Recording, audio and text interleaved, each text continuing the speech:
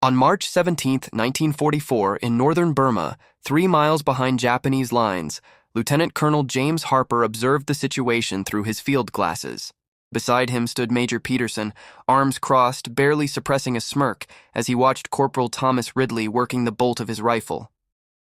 To the professional eye, the weapon looked absurd.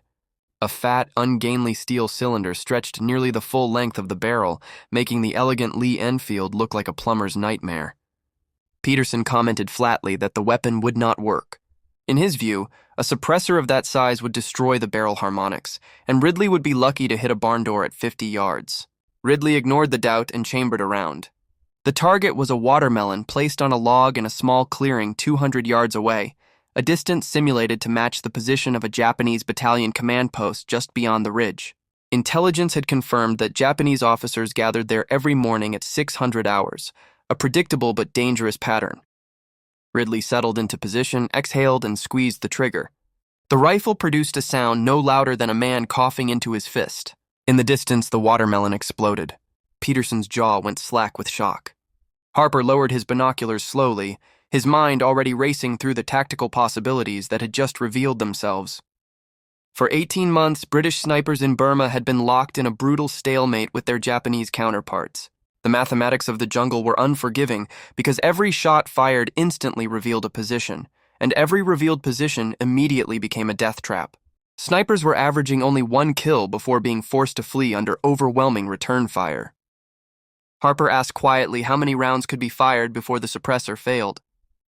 Ridley replied that it had been tested to 500 rounds with 0 degradation in accuracy. Harper then turned to face his staff and issued the order that the Japanese command element must be eliminated within 7 days. He emphasized that there would be no artillery, no air support, and no conventional sniper operations. He looked at Ridley, noting that it would be just him and that ridiculous rifle. The events that would unfold over the next week would force the Japanese to fundamentally alter their command structure and make Ridley the most hunted man in the theater. By March 1944, the Burma campaign had devolved into some of the most savage jungle warfare of the entire war. General William Slim's 14th Army faced the Japanese 15th Army in terrain that favored ambush and psychological warfare. Conventional European tactics were useless here because visibility rarely exceeded 50 yards. Artillery was difficult to position, and air support could not penetrate the triple canopy jungle. Sniping had become the dominant form of engagement, but it was killing Allied snipers faster than they could kill the enemy. Japanese infantry doctrine called for immediate suppressive fire on any muzzle flash or sound, followed by rapid flanking maneuvers. Intelligence reports revealed that upon detecting a shot, a 9-man Japanese squad would triangulate the sound. Within 90 seconds, Type 99 light machine guns would pour hundreds of rounds into the estimated position. Between December 1943 and February 1944, the 3rd Commando Brigade had lost 23 trained snipers to this tactic. The British desperately needed a tactical advantage. Suppression technology existed, such as the well-rod pistol and the Delisle carbine, but they had severely limited range and were inadequate for sniper operations in the vast jungle. What the commandos needed was the impossible, a weapon with the range of a sniper rifle but the silence of a pistol. Corporal Thomas Ridley, a 28-year-old armorer from Sheffield, believed that the Delisle principle could be adapted to standard .303 ammunition if the suppressor was designed to handle higher pressure and the ammunition was modified to be subsonic.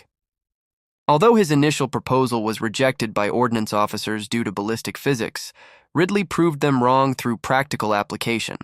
He hand-machined a suppressor from scavenged materials and loaded cartridges with reduced powder charges. He discovered that by adjusting his holdover to compensate for the extreme drop, the system was viable up to 200 yards. Now he was stalking Colonel Takeshi Yamamoto, commander of the Japanese 214th Infantry Regiment. Yamamoto was a disciplined officer who believed British snipers were predictable and easily defeated. Unknown to Yamamoto, his headquarters had been under observation for 6 days by Ridley from a hollow in a massive teak tree 185 yards away. Ridley had catalogued every officer's routine, from Major Tanaka smoking at 0557 to Yamamoto reviewing reports at 0645. Commando doctrine usually dictated that a sniper fire and displace immediately, but Ridley's weapon changed that rule. Lieutenant Colonel Harper had convinced the skeptical Major Peterson that the primary advantage was not the weapon itself, but the silence. If the enemy could not hear the shot, they could not respond. At 04:30 hours on March 20th, Ridley moved into position.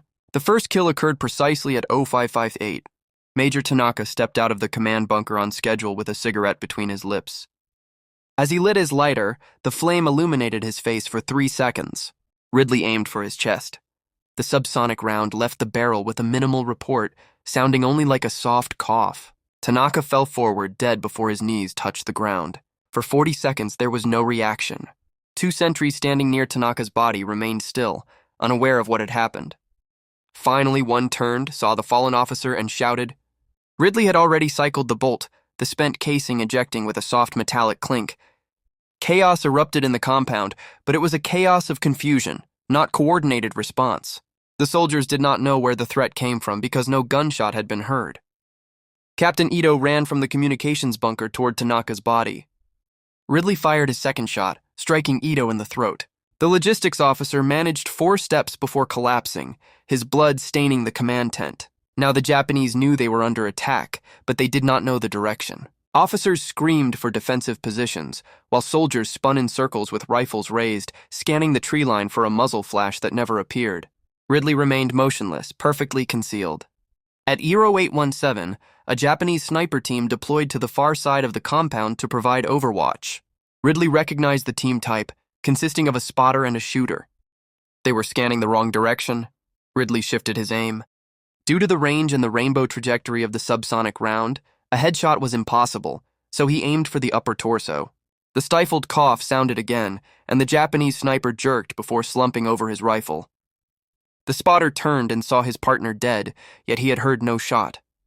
His face registered terror as he confronted the impossible. As he tried to drag his partner away, Ridley's 4th shot struck him in the back. By 0900, the compound was evacuated. 4 officers and a sniper team were dead without a single gunshot being detected. Over the next 6 days, Ridley became a ghost. He killed Lieutenant Hasegawa on March 21st as the officer supervised bunker construction. He killed Captain Sato and Lieutenant Murata on March 22nd within 90 seconds of each other.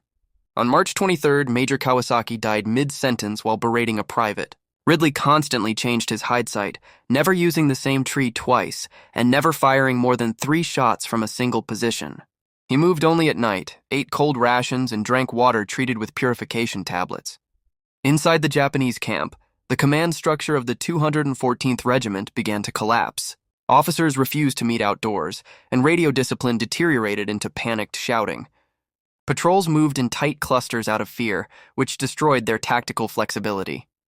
They called the phenomenon the Silent Death. Intelligence reports revealed that Japanese morale was being destroyed not by the casualty count, but by the inability to understand the weapon being used against them.